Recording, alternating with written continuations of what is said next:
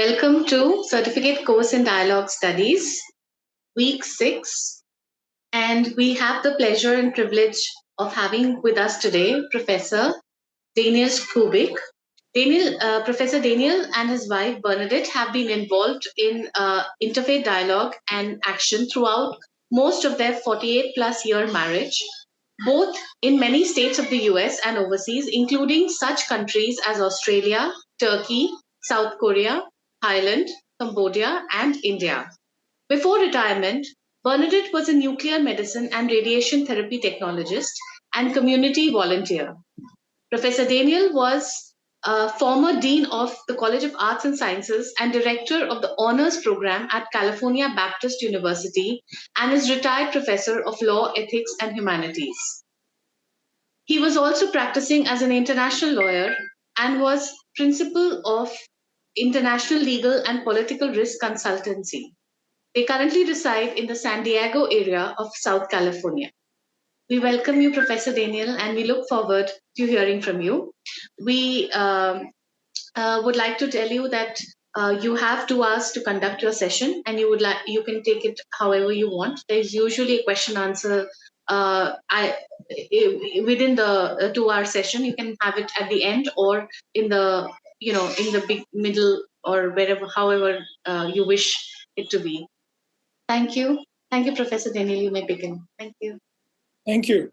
And thank you for the invitation to join you this evening, early morning our time here in the San Diego area. It's been a privilege to be in India on the ground and also now to be with you by Zoom. I'll proceed by making the presentation.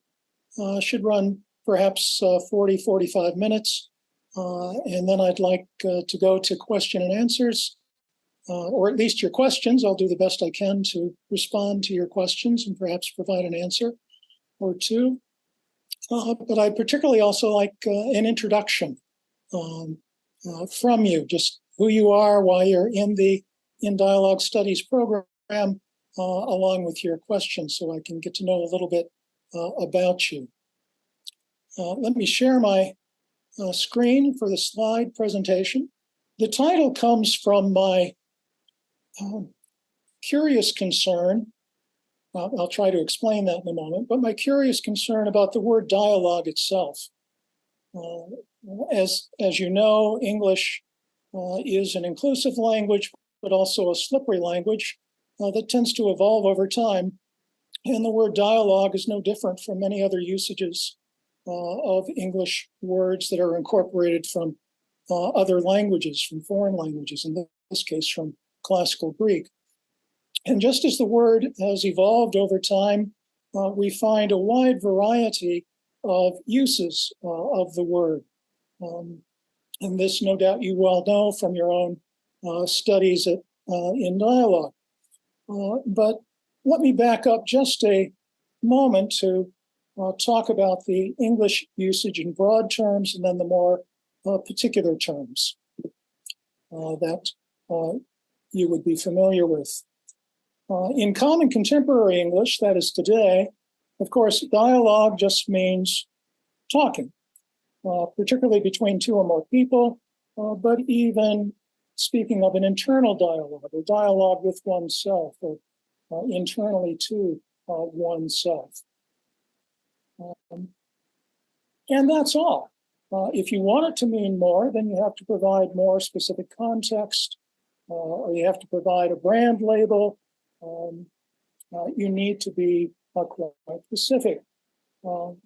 It's also commonly describes just fictional narratives, that is, fictional writing, where our understanding, if we're the reader of the plot, is advanced by the characters talking. And the characters here, again, might be the speaking of 2 or more persons in the fictional narrative, or might be an internal dialogue of one of the main characters. And then there's the more restricted or disciplinary usage that we're more familiar with, perhaps, in dialogue studies. And that means it's talking, but where people have come together with a specific purpose, and we usually understand that to be a good faith purpose, of speaking and listening to each other, especially listening to each other, as opposed to just speaking to one another. And that's usually to achieve some specified purpose. And here the various brands or various types of dialogue come to the fore. Cross-cultural or interreligious or interethnic or even internation dialogue to understand and appreciate each other's background and various commitments. And then very often it goes a bit further than that as well, to say not just to understand and appreciate, but also to say that we, in some sense, accept, tolerate, or embrace those other commitments of the other, even when they're not originally our own. With regards to the various brands or the types of dialogue, like international or interreligious or interethnic, let me begin with what I might call an X dialogue. X standing both for the simple English language placeholder. It can be any sort of brand of dialogue. So X is interreligious or X is interethnic. Or it can be a reference more commonly today in social media to what was known as Twitter before Elon Musk took it over and rebranded it as X. And here dialogue simply means, again, two or more people, but they're trading speech, what is on their minds and their tongues, without any particular regard for the other. It just means that I'm talking and I hope you're listening. And indeed, in your listening, I don't really care whether you understand. I do care that I get a rise out of you. I do care that there's some sort of response to what I'm saying, and particularly if it's an angry or emotive response, then I somehow am deemed to benefit from our trading speech, whether it's on Twitter or some other social media platform. And so Twitter's focus and social media focus tends to be on the individual and an unrestricted freedom of speech without regard to others or to the harms that readily flow from that sort of unrestricted speech.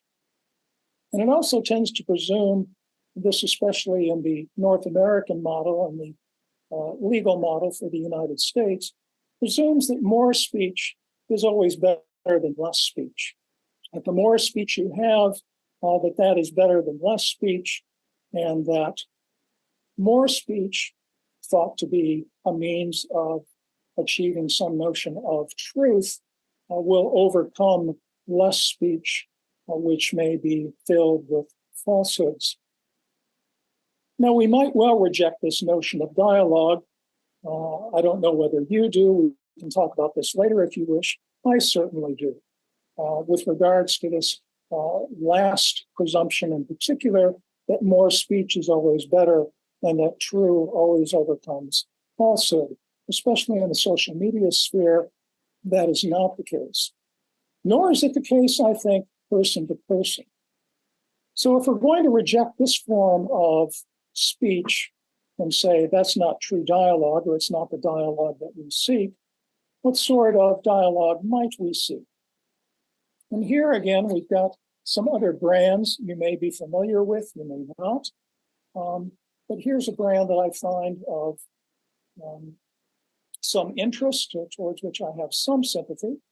It's called Generative Dialogue, not to be confused with generative AI and the large language models that undergird chatbots these days, artificial intelligence. But generative in the sense that it is dialogue that generates particular transformations or particular meaning making, as noted in this last bullet point. Otto Scharmer is a professor at the MIT Sloan School of Business, and that's worth keeping in mind that this comes out of a business context, an organizational management context, and a productivity in business context. But Scharmer speaks of there being 4 conversational fields that we might find in common speech or dialogue, and then use these fields for analysis. One is what he calls talking nice, or surface conversation. This is the sort of civil discussion we might be familiar with. You pass someone at the hall at school, or in your business setting, or even on the street, and you say, "Good morning, nice day, isn't it?" And the person responds, "Yes, we're having beautiful weather." And then you pass each other and say no more. You've not gotten into any issues that, in fact, you might share. You're not going deep into any concerns that you might have. It's simply a civil recognition that the other is a human being, that you're passing at this time of day in your life, and you recognize the other as another human being, and so say a few words. It's quite common here in the United States and in other countries, for example, to say, "Hi, how are you?" And you're not expecting some rundown on recent medical conditions.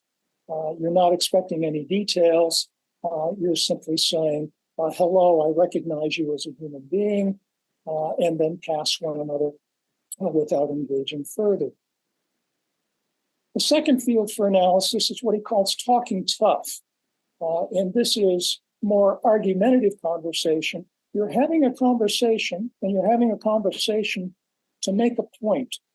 And usually it's your point or the other's point, trying to convince one another that the person who holds a particular position is holding the position that is right. And if you or the other does not hold that position, then you present arguments, in fact, to try to convince, to persuade that this position ought to be held. It may be that you're convinced by the other, or it may be that you are seeking to convince the other. But the point is, you have here an argument. Now, like talking nice, it can be a civil argument. That is, we can recognize that we're speaking to another human being, present our facts, present our analysis, and allow the facts and analysis to speak to the issues. Or it can be more personal in nature, such as, "This is the argument, these are the facts. If you don't agree, you're an ignoramus, you're stupid. You need to understand that I've got it right and you've got it wrong." And of course, those sorts of conversations usually end at that point. They are not particularly productive. Reflective dialogue, the third form that Sharma points to, is more interpersonal conversation. There might be surface conversation of civility. There may be some argument presented, but mostly in this interpersonal conversation, we are talking about matters that are close to us, important to us, perhaps key elements in our lives, in our commitments, in our systems of belief, in our actions. And we're hoping that the other comes to understand, if not share, at least to understand what it is that our commitments are, why it is we have these commitments, why it is we're taking these actions, and so to grant us the space to continue to believe and to act in these ways, to accept us for who we are, for what we are, as we're presenting ourselves in these interpersonal conversations. Finally, and importantly for Sharma, generative dialogue, and again, remember, he's coming particularly from an organizational and business context. We're working together, conversing together, dialoguing to make meaning in what we're doing in this day, in these days of our business lives. We're seeking to transform any conflicts that we might have, any disagreements that we might have, to be creative and productive in the workplace together. That means we not only accept one another as human beings, we're accepting one another as co-workers. We're accepting that we have the same broad purposes in mind to be productive in the workspace, to generate whatever it is that we are generating, to make whatever it is we are making, to produce whatever it is we're producing together in this company for the sake of our company, for the sake of our customers, for the sake of our ability to be an ongoing concern. Notice the focus here on collective meaning making. This is no longer just about me, this is about us. Still, it is about us in the sense that we together are adopting some form of broader purpose to which we together submit.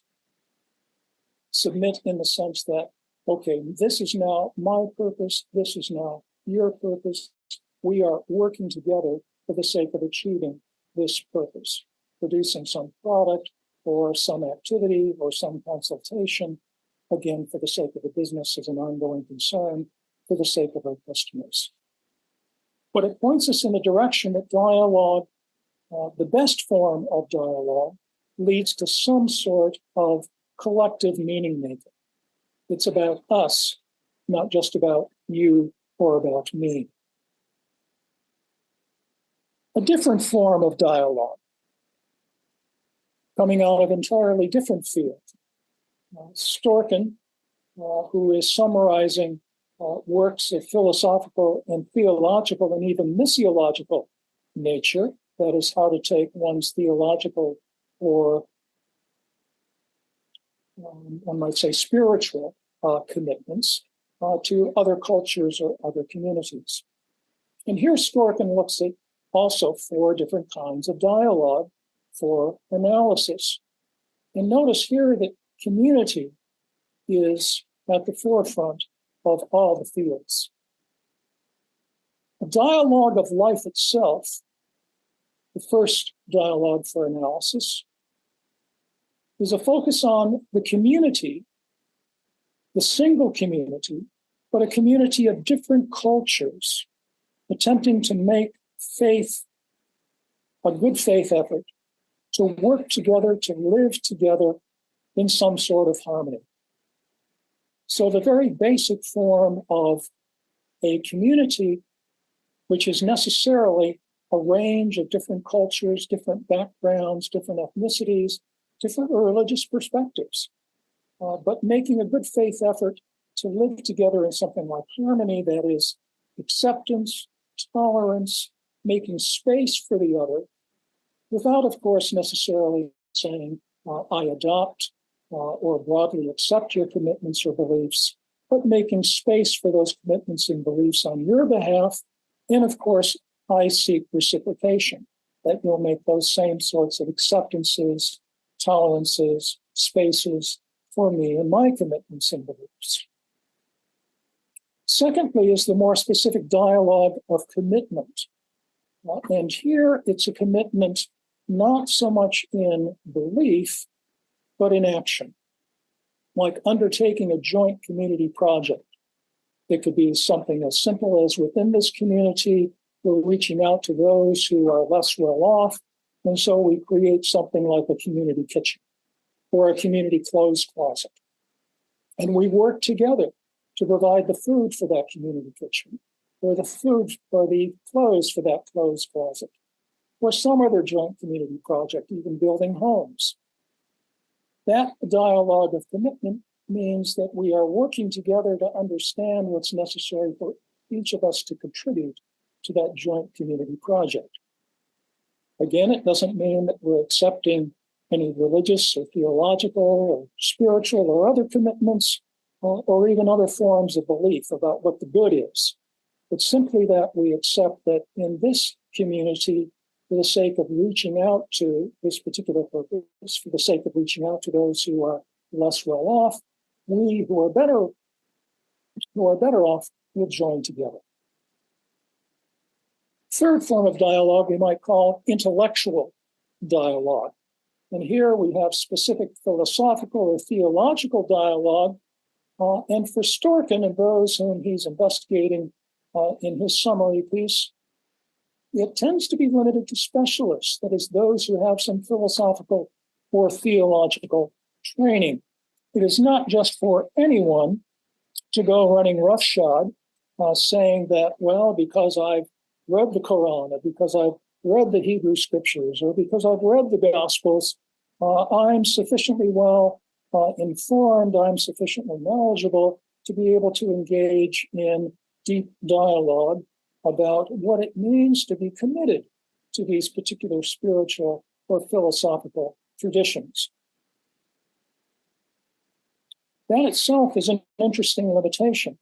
That is a dialogue that's not just limited to a particular community with a particular set of philosophical and theological beliefs where the individuals are engaging. But the individuals who are engaging are themselves thought to need to be limited, those with the necessary knowledge to engage. Finally, an existential dialogue. In two specific forms, I'll make mention of one now and then a different form a bit later.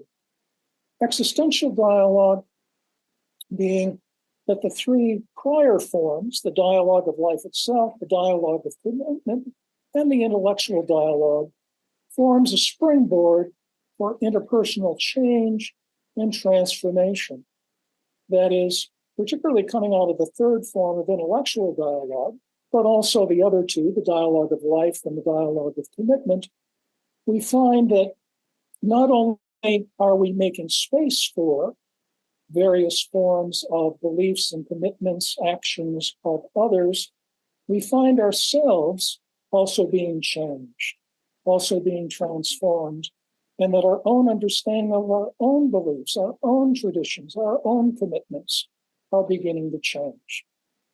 That doesn't mean that it is a soup of compromise where we all come to believe the same things, that we're all committed to the same philosophical or theological commitments and the same beliefs and so forth, or even the same actions, but rather that there is change going on just because we are together and in dialogue. I'm not the person I was before. You're not the person you were before. And so interpersonal change and transformation is the final key in existential dialogue. Again, this is happening in a particular community, in a particular geographic and physical space, given the persons who are part of that community.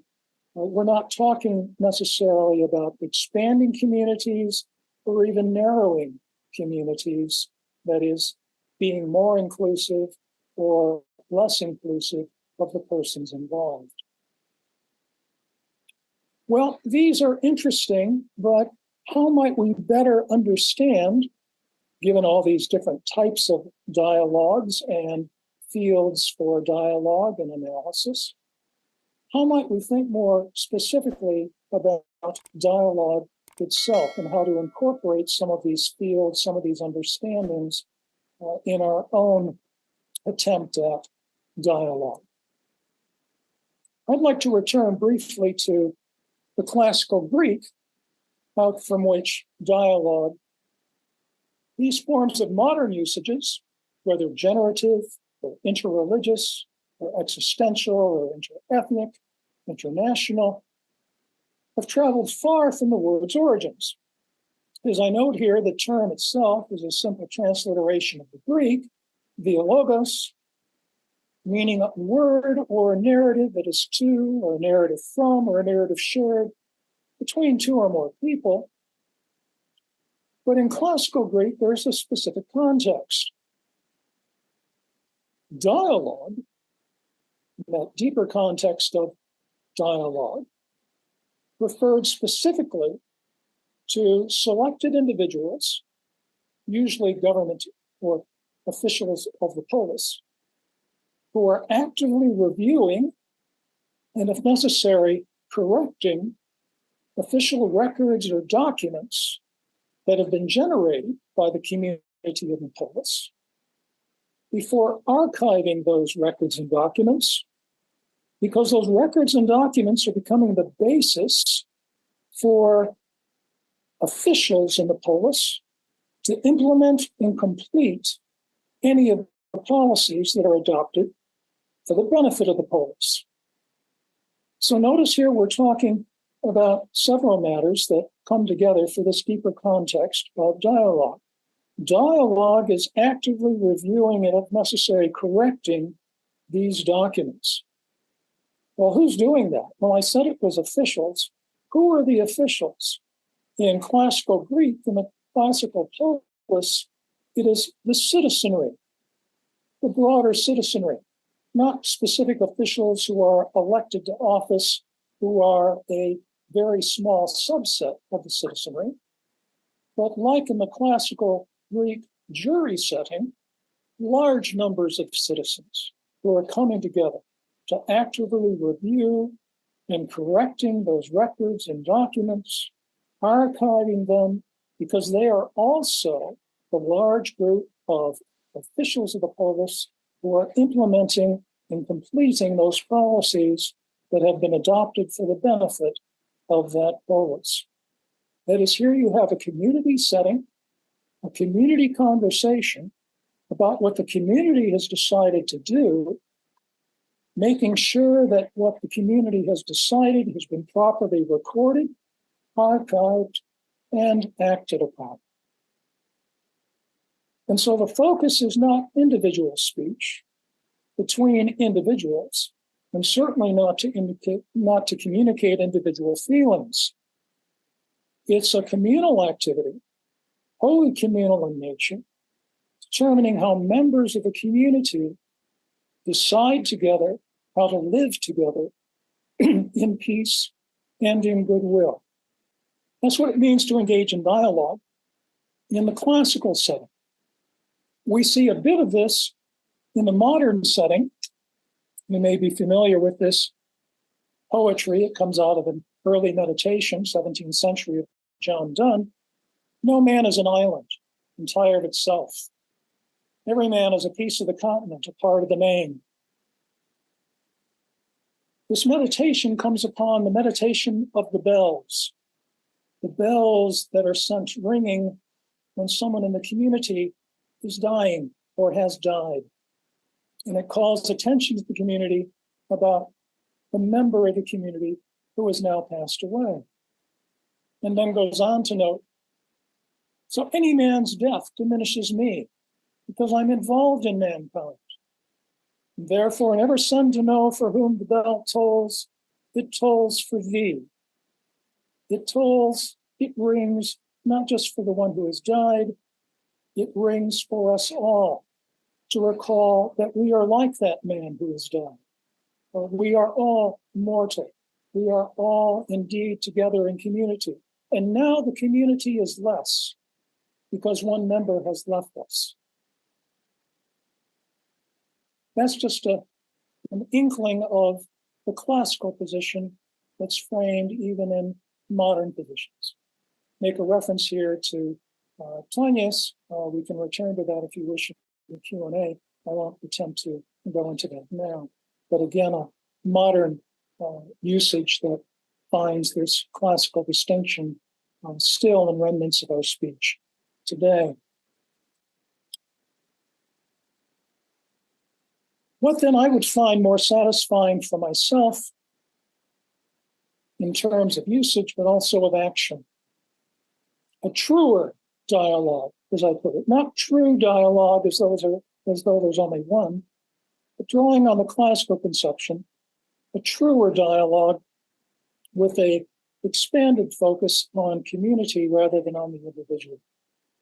So taking a cue from the Socratic dialogues of Plato, where we're still talking about classical usage, it's not about changing particular minds or hearts, but altering one's manner of living, how one is being, changing a network of behaviors that are responsive to a newly expanded community that now includes those who've lived as though some beings do not even exist. That is, here we are expanding our community of those who were not part of our community in the past. They are part of our community now. And that means the community has to change. Just as the community changes for John Donne when someone dies, so the community changes when someone is born or someone is otherwise added to the community, such as someone who was a refugee or seeking asylum who has now come into our community, has now been added to our community. The community now must change to embrace this new member, just as the member must change to be embraced in this community. So dialogue here is not about what's in it for me, or even in some narrow sense, what's in it for us, so much as what it is in it for the community of companions in this new expanded community. And so requires us each to change for the sake of the others. Not just me changing, but you changing and others changing, that we might be that truer community in truer dialogue. This notion itself, I think, is reflected in many religious traditions, not merely knowing, but doing the truth. So it's not a matter of belief, or not just belief, but action. Or being holy, not just knowing about holiness, but being holy. Or living as exemplified and enabled by the one who is setting the pattern in the community that is so defined. And so what are we as a community to do as we add members? Then we seek, as we include them, to change. And they seek to change. And that's an important caveat. So let me end with this anticipatory query of my own, and that is, if we have this dialogic commitment to community, why isn't that simply a matter of compromise, a sort of race to the bottom on what might be called core values? Why doesn't that produce this race to the bottom on matters of right and wrong? Well, if we have to accept everyone who's becoming a member of the community, then don't we have to say that everyone is right in whatever it is they're committed to, and no one is wrong? That everything is good and nothing is particularly evil. There are no limits, there can't be, because everyone has to be accepted. So another way of asking might be, if everyone has to be accepted, if everyone's to be included in the community, are there no outsiders versus insiders at all? Is everyone inside? No one is outside? A more specific example might be, what does one do with, and then you can fill in the blank with your preferred villain, being accepted into the community. And that might be a group, it might be an individual, and of course the individual or the group that you choose might be controversial. Let me pick a favorite villain of mine, Adolf Hitler. What does one do with an Adolf Hitler? What does one do with the one who was the generator of the Second World War and of the Holocaust, of the deaths of literally tens of millions of people? What if Hitler came to us and said, I want to be a member of your community? Aren't you going to have to accept me too? Well, maybe. Maybe, in fact, yes. But remember, the commitment is to be reciprocal. We have to be willing to change, but so does he. And if he is not willing to change, then it's not that we have placed him on the outside. He places himself on the outside. We are not being exclusive. We're willing willing to make a good faith effort to hear him out, but only if he too is willing to make the commitment. Is someone not willing to make the commitment to be included? Then we are not required to include them. Now, that doesn't mean we therefore exclude them in the sense of they are now lawless, they are now outside our community, outside our purview. We can do anything with them that we wish. That is, as the biblical story in the early chapters of Genesis, Cain complaining that his punishment was too great from God because now anyone who came across him would be able to kill him and they would suffer no punishment for killing him. God says not so, and puts a mark on Cain so that he won't be killed by anyone who comes across him. For we too must say of the other, you are excluded. That does not mean that you are subject to any punishment or anyone doing anything to you or killing you, but it does mean you cannot be regarded as a member of the community because you are unwilling to make a good faith effort to be a part of us. That door is always open, but it is for you to walk through it. So there's at least an attempt in an answer of preliminary query that might be, when we try to be inclusive, doesn't that mean we have this race to the bottom? I think not, but of course, again, that's something that we can discuss in the Q&A.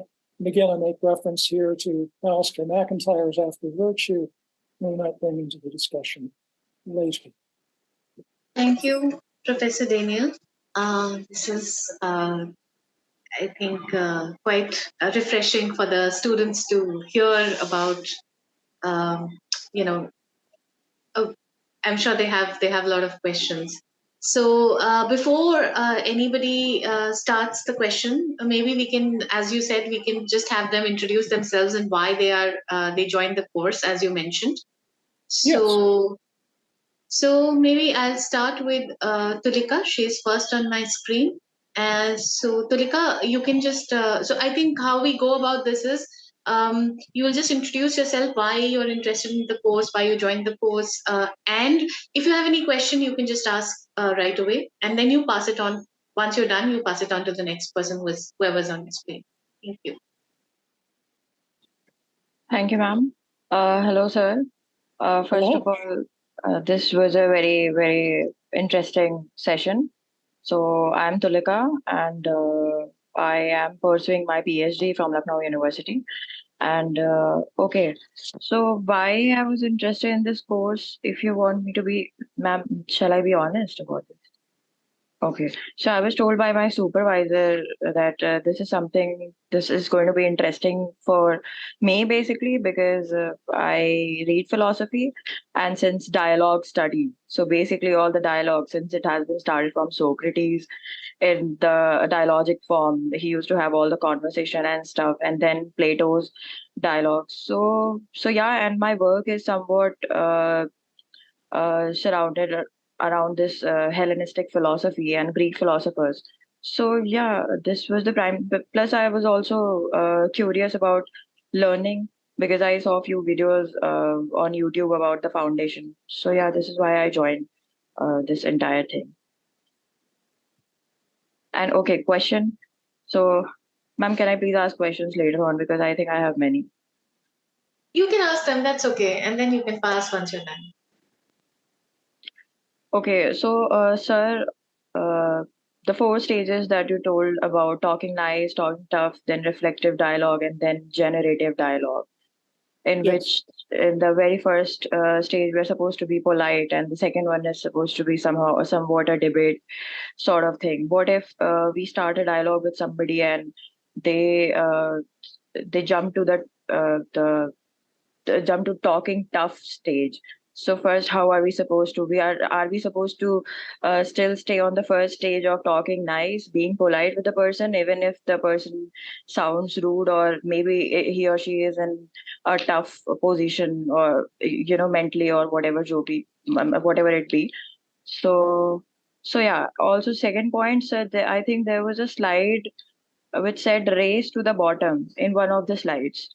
So Yeah. so basically, when you talked about Hitler, like one of the villains, basically.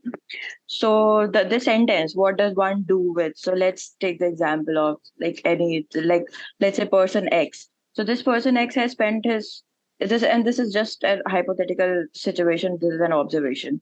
He or she spent 35, 36, or maybe 40 years of his life being the villain to everyone around him. So, are you trying to say that we are supposed to accept this person just as he or she is and then make them reflect on their own ideas and actions and then we wait for them to change? I did not really understand. What if this person spends the other half of his or her life in just learning to change and not actually applying any change in his life. So that is a little confusing. Plus, sir, I had another question. There was this paper that you sent, I guess, one of the chapters. So basically the essentials of the theory U. So, sir, there's a figure one in it, the challenge of disruption. So I'm really confused about that image. So by the end of the session, if you get any time, so please could you just explain that image, because I was quite confused by looking at the image. So yeah, there was a mountain sort of thing. There was one man, and then there was another hill, and there were several men. So they said that it was a figure of abyss. So I was just confused how it would be the figure of abyss. Yeah, that's all. All right. Well, thank you for your questions. With regard to the first question and the various fields of discourse, I'm sorry if I gave the impression that these are stages in dialogue and you stepped through them 1, 2, 3, and 4. It is rather that these are different sorts of dialogues, different sorts of conversations, and we might want to look at each of the forms of conversation that we find ourselves engaged in or others engaged in throughout a typical day. It may be that we have a surface conversation with someone, and that is all. We don't go on to any of the other stages. Simply passing a colleague in the halls or someone on the street, we can say of that conversation it was a surface conversation, or it was a matter of civility, simply recognizing the humanity of the other, and we pass on. There's nothing deeper to gain, nothing deeper to seek in those sorts of interactions. But then there are other forms of dialogue or interaction, like the argumentative, and indeed we might meet someone, particularly a fellow student, a colleague in business, and or someone at home, and immediately there's an argument. Immediately, there's nothing civil about the exchange. There's simply a matter of, I've got it right, you've got it wrong, here's why I'm right, here's why you need to change. And so I don't want to give the impression, I'm sorry if I did, that these are somehow stages that we step through, 1, 2, 3, and 4. They're rather simply different ways of thinking about, of recognizing how it is we are interacting with others. What does our speech in this particular interaction seem to be committing us to? Is it simple civil dialogue? Is it argumentative dialogue? Is it reflective dialogue? Is it potentially generative? Here, let me jump quickly to the third question that you had with regards to the figure, that chapter on theory U. And again, speaking of Sharma, this is his initial theory out of which his generative dialogue theory comes. Theory U was the specific context was the organizational management business theory. This is how an organization needs to change. So when he's speaking of disruption with regards to his theory U, he's speaking about the disruption that one encounters in business today, particularly in the digital field, where there's a great deal of disruption because of changes in technology today. And so one finds when there is a disruption that previous forms of business are no longer viable. Previous forms of business seem to be slipping away out of our hands. And we find ourselves in this valley or this abyss where past business practices no longer suit. But if we, building on this notion of transformational or generative dialogue, are working together with others, not just singly on our own, we can overcome this disruption and we can find ourselves adopting perhaps new forms of business by adopting these new forms of technology, and therefore find ourselves climbing the hill to more business productivity rather than finding ourselves going into bankruptcy, which is what the abyss ultimately represents. Returning to the second question, and that is, well, what do we do with someone who at least claims they're making a reasonable effort to change? I just haven't changed yet. What do we do with this so-called race to the bottom? Acceptance is not all or nothing. It's not 100% or 0%. It is rather itself, as is dialogue, a process. You say you're not now a member of the community, you want to become a member of the community. We as the community say we are willing to adopt more members, to be more inclusive, and to accept you into our community. But here's what that entails. Here's what that means. We are going to listen intently to you. We are going to listen to hear you, to hear your commitments, to hear your beliefs, to hear your emotive states, to hear what it is you're committed to and acting out. And now you need to listen to us. Here is the community. Here are our commitments. Here are our beliefs. Here is where we understand ourselves to be rubbing together in rather difficult circumstance. You believe X, we're committed to Y. You're engaging in X sort of activities, we engage in Y sort of activities. How is it that we can change? How is it that you can change so that we are all together in a single community committed to the same beliefs, the same actions as one another? It's not enough for you to say, we're going to change, you're going to change at some point in the future, at some undesired or unknowable distant point in the future. Well, the process begins now. And if you're not willing to begin that process with us now, then it is not possible for us to begin including you in the community. We are committed on our part to including you, but you must be committed on your part to do what it takes to be included. We will change as we draw you in, but you must change as you are drawn in. Without that commitment, it doesn't work. Without that commitment, it's not that you're not welcome, but you yourself are saying you're outside the possibility of being included. It's a tough message, what in some psychological contexts we might call tough love, but it's the message that must be given for the sake of the continuity of the community, as well as the conclusion, or the inclusion, I should say, of the other. I hope that's at least the beginning of a satisfactory response to your questions. Yes, sir. I kind of got the exact answers that I needed.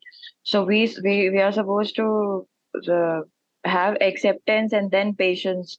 This is about my third question: how does one do with an evil person or whatever?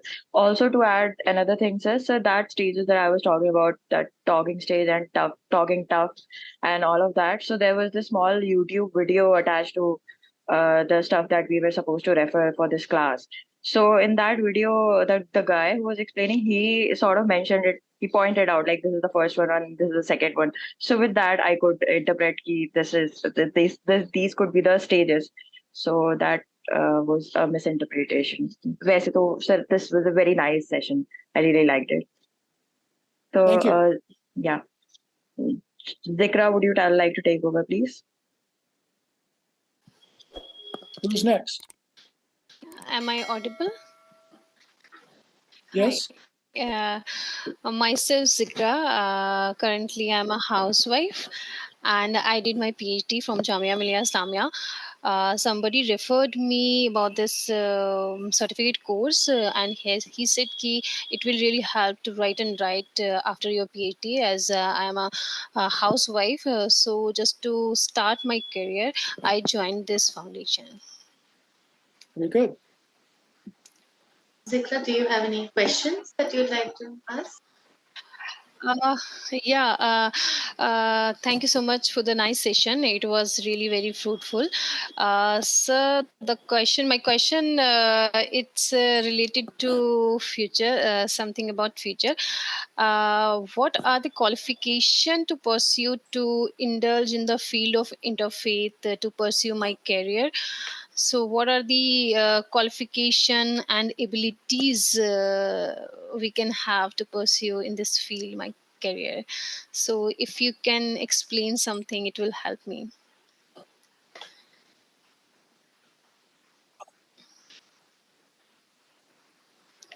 Well, thank you for the question. I'm not sure I'm the best person to attempt a response.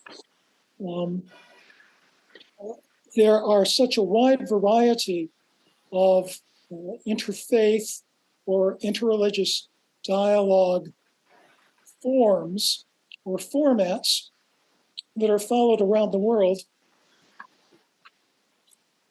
It runs a wide spectrum of individuals who engage in interfaith or interreligious dialogue who are simply interested in multiple faith perspectives, who usually, though not always, have a commitment themselves to one particular religious tradition or faith tradition. Perhaps, for example, they're Muslim or Christian or Jewish or Hindu or Buddhist or Sikh, and they're interested in the various other traditions in which they were not raised or in which they have little knowledge. It's an intellectual curiosity. It is a curiosity of faith. Given that this is what I believe, I know what I believe, what is it that others believe? And why do they believe what they believe? And so all it really takes is some understanding of one's own tradition and a curiosity, a sincere interest in learning about others' traditions. That, I might say, is at one end of the spectrum. Anyone can engage, anyone can be part of such dialogue. It is more a matter of finding opportunity to get together with others, and so to have opportunity to speak, and more importantly, opportunity to listen.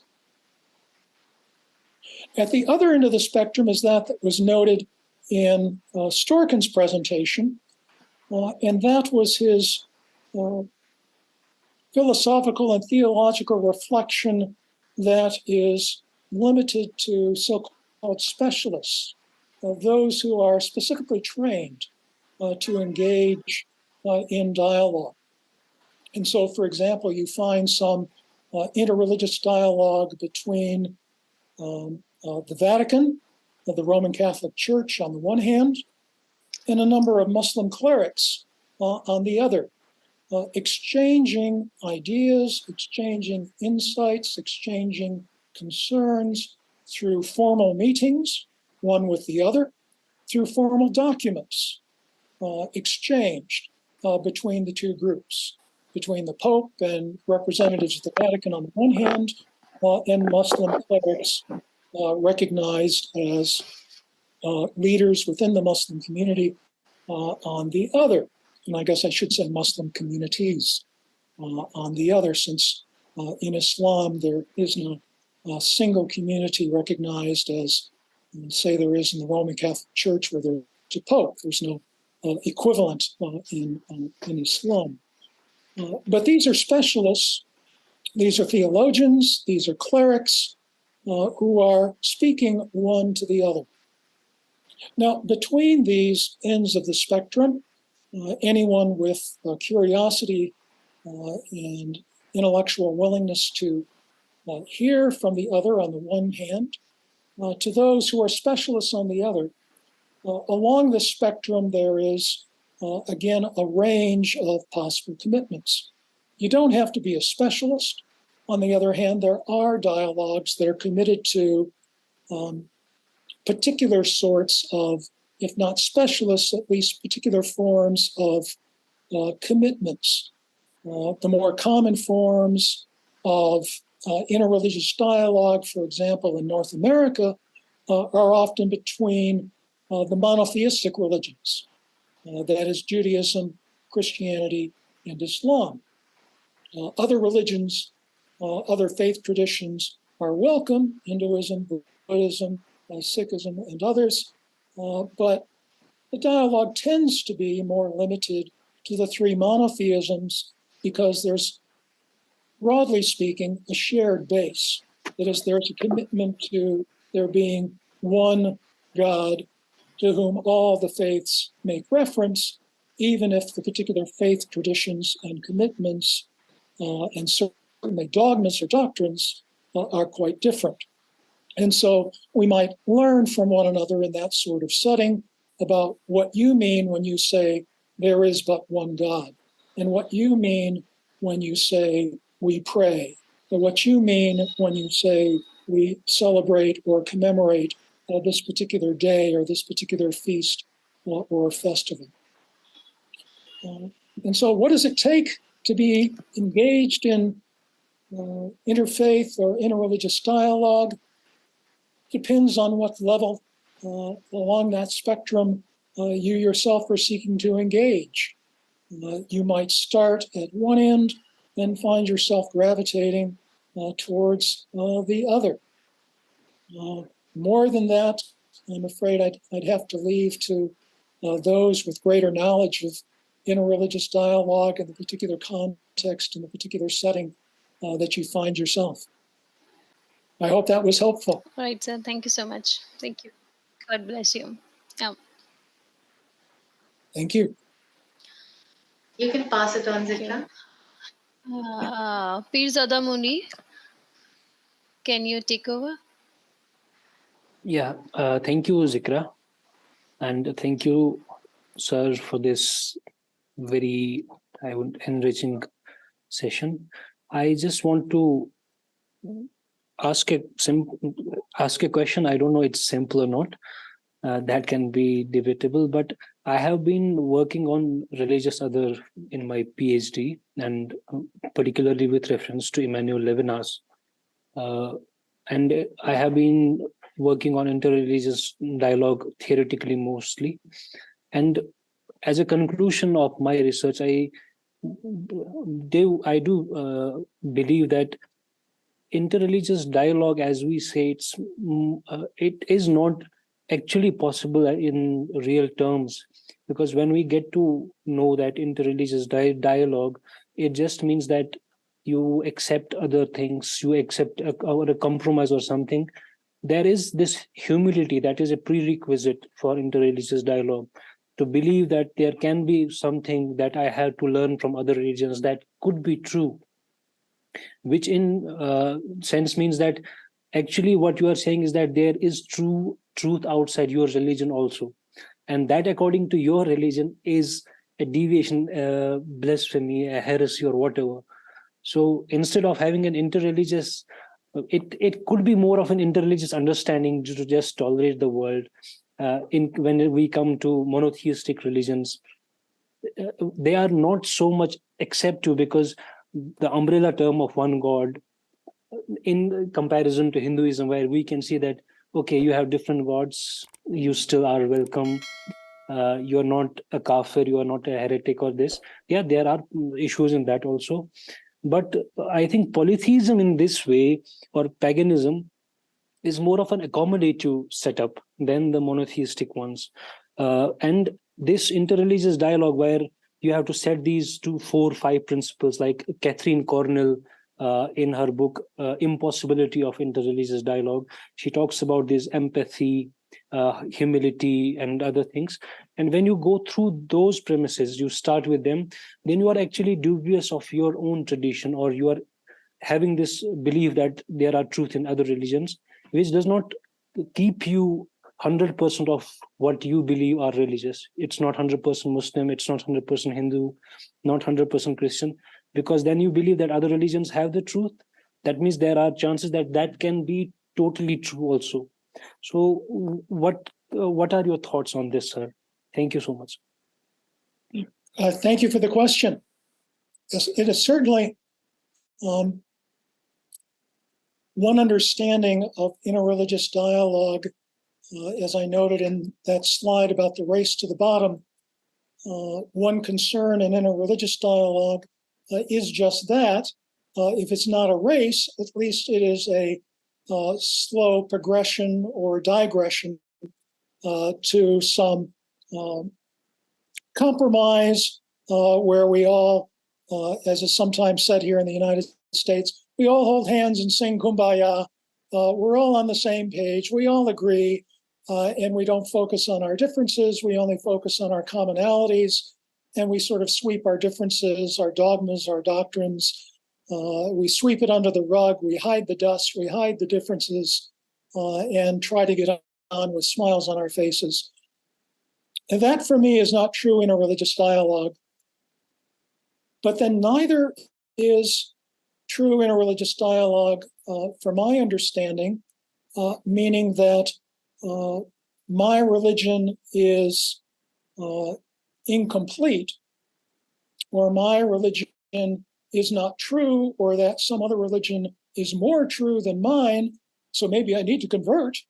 Maybe I need to cease believing what I currently believe and adopt someone else's faith tradition as my own, and that can happen. But that's not interreligious dialogue from my perspective. Yes, humility is key, but humility does not mean that my faith tradition is incomplete, but rather my faith is incomplete.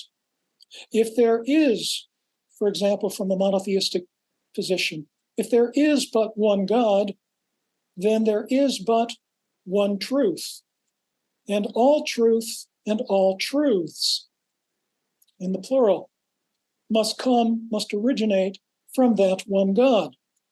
So if I see in my brother or my sister of another faith tradition committed to a certain practice, committed to a certain form of belief, and I see that sincerity, I see that humility, I see that holiness in the other, then I do not say they're blasphemers. Of course they are not. Neither do I say my faith tradition is incomplete. It needs to incorporate that. Rather, my understanding of my faith tradition is incomplete. And here is something for me to incorporate that makes my faith tradition even more complete than it was, because I'm spurred deeper into my tradition by the faith, by indeed the holiness of the other. I'll give you a quick example. Within the Muslim tradition, I understand there are the 5 daily prayers. There can be well more than 5, but the 5 to which Muslims are committed. If I'm a Christian, how often do I pray?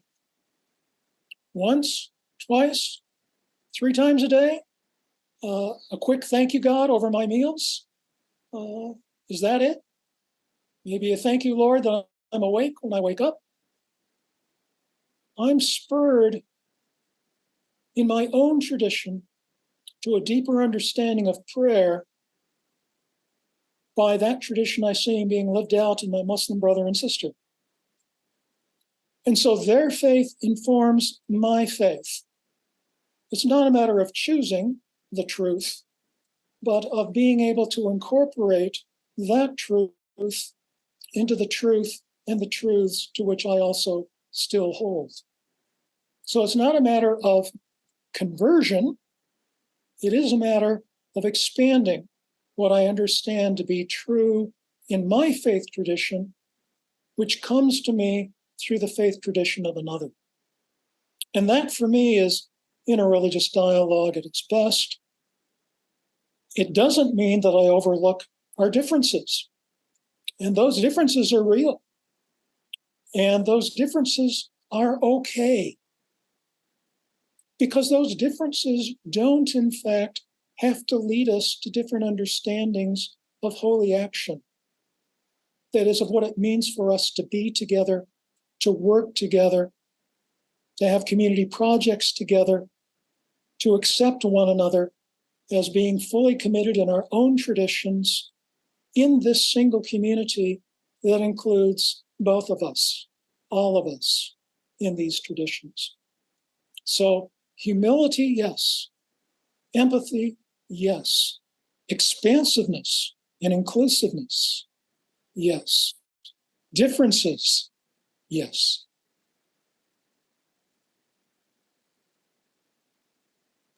Thank you, sir.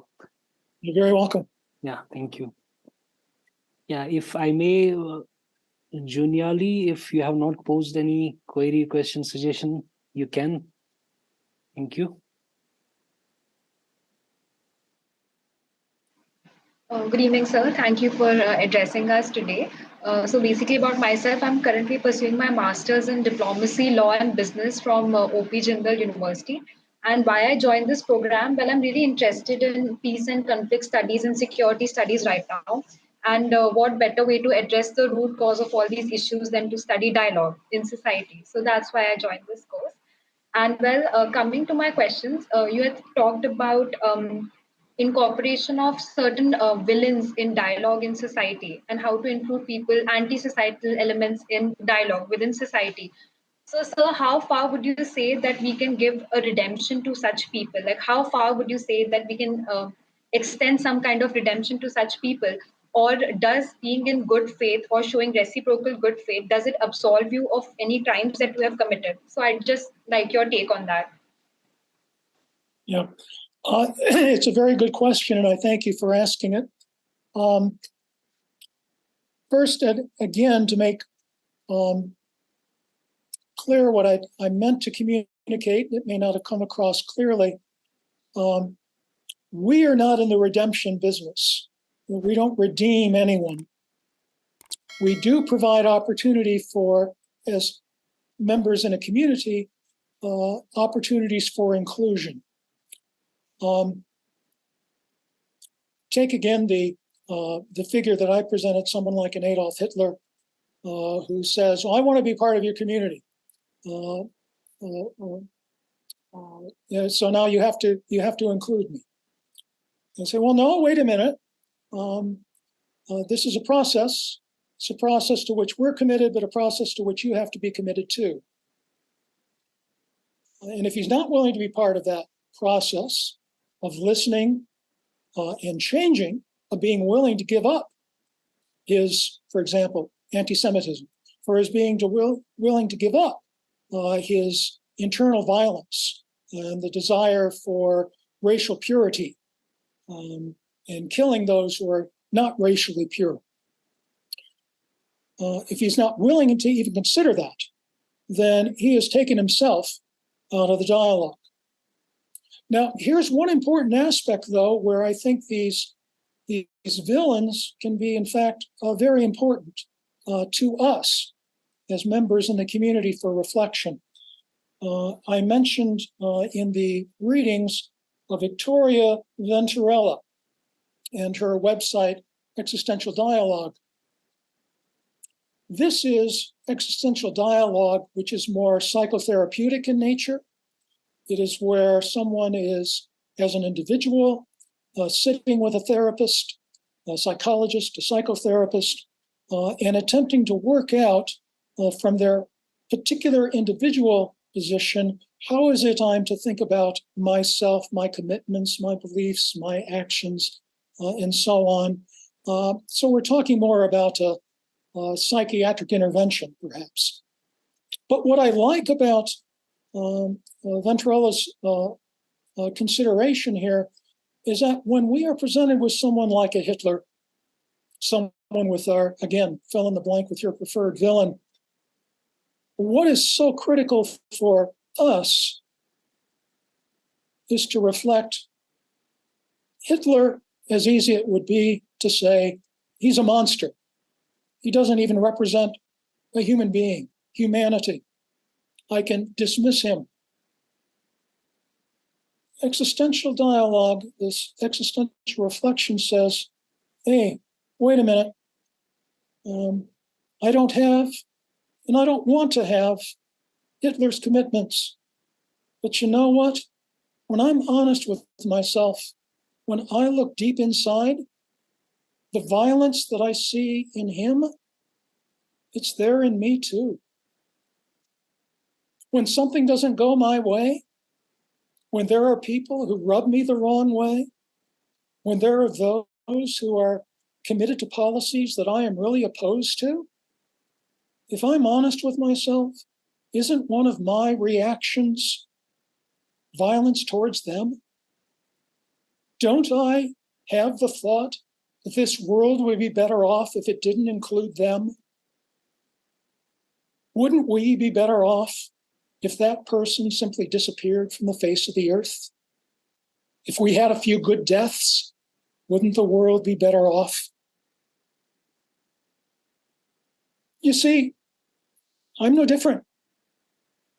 Oh, I perhaps live a little differently, but perhaps I haven't had Hitler's opportunity to be in charge of a nation state listening to me, whose armies I can command.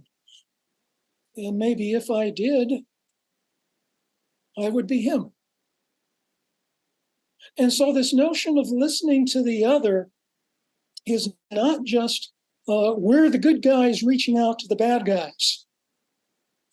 We have, to use the image from Judaism, both the evil inclination and the good inclination in each of us.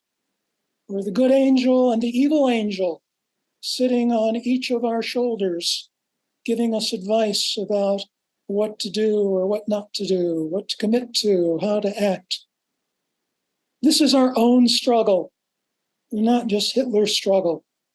And we as individuals and we in our community need to recognize that. And so someone like a Hitler who says, I want to enter into dialogue with you, is doing us a favor. We're not just doing him a favor, because we need to look inside deeply as well as our engagement with that other who seeks inclusion. And I hope that's the beginning of an answer that provides some help. Yes, thank you, sir. That gave me a lot of clarity. I think, Poonam, you can go ahead if you have a question or if you want to introduce yourself. Hello, good evening, sir. And thank you so much, first of all, for such an enlightening session. And I'm doing PhD from Jawaharlal Nehru unpaid work in India. And I'm very much interested in ground level study, field work, and primary survey. So it requires lots of interaction with people. I go in the villages for data collection and interacting with farmers, women, and people in the villages. So as India is such a diverse country in terms of faith, caste, and class, it requires lots of understanding, like understanding of diversity and how the kind of challenges people are facing and how they are coping with those challenges, like knowing and understanding their way of life and their philosophy. So when I got to know about this course, it says, it describes that it will help you to have dialogue with others as well as inner dialogue with yourself. So I found it interesting and I joined this course, and I'm glad that I joined it because I learn a lot. I'm learning a lot. Yeah. Thank you so much. I don't have question right now. Well, thank you for your comments, and thank you for, even if you don't have a question, for your reactions to the presentation and to the others' questions and to my responses. It's a real blessing to see you smiling and responding and nodding your head, and that sort of feedback was very nice. So thank you very much for your interaction, even without speaking. Thank you, sir. Thank you for understanding that. Then you can pass it on to the next person. I think only two are left, Sonal and Saida. Okay, so Sonal, you can go, and then Saida. All right. Sir, first of all, thank you so much for this wonderful session. And I am Sonal from Nagpur. It's the heart city of India. So I'm doing this. Basically, I'm a computer science teacher, and Sonal, also that I am associated. Or yeah, is it still breaking? No, now it's fine. Now it's fine. Yeah. All right. So I am Sonal. I am from the Nagpur city, that is the heart city of India. I am basically an IT professional, but associated with India Peace Center, which is an interfaith organization here in Nagpur. And from there only, I got to know about this certification course in interfaith dialogue. And I myself, I have this thing in my, this is my motto, like bringing the whole world together. And dialogue is the best way to do that. And we are actually working for that on a very ground level. And I myself like to connect. Sonal, you're not audible. Maybe just try switching off your camera while you ask the question, and then you can switch it on. And also, there's an option. All right. I hope I'm audible. There's also an option to switch on incoming video from other people. So maybe you can do that as well. That should save on the bandwidth. Okay, I think I'm good to go now. All right. So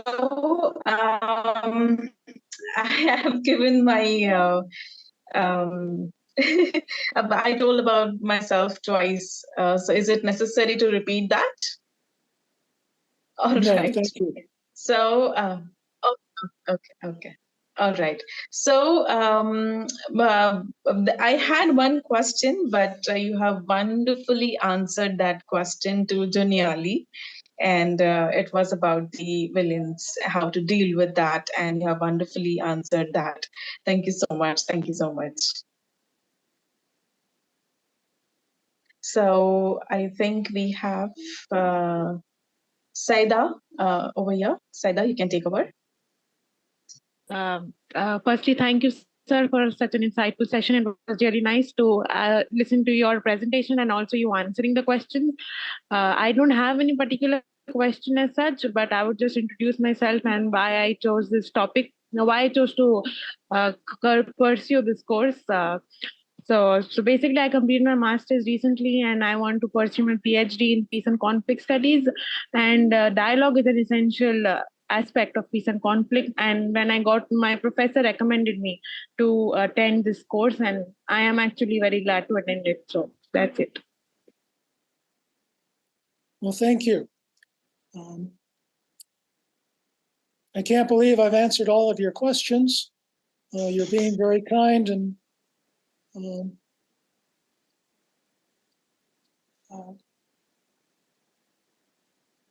Thank you so much, Professor Daniel. It was wonderful to have you, and I think we had a very interactive session today, which is also which also speaks wonderfully about how amazingly you conducted, and we we well in time, and I'd just like to thank you so that for being with us today.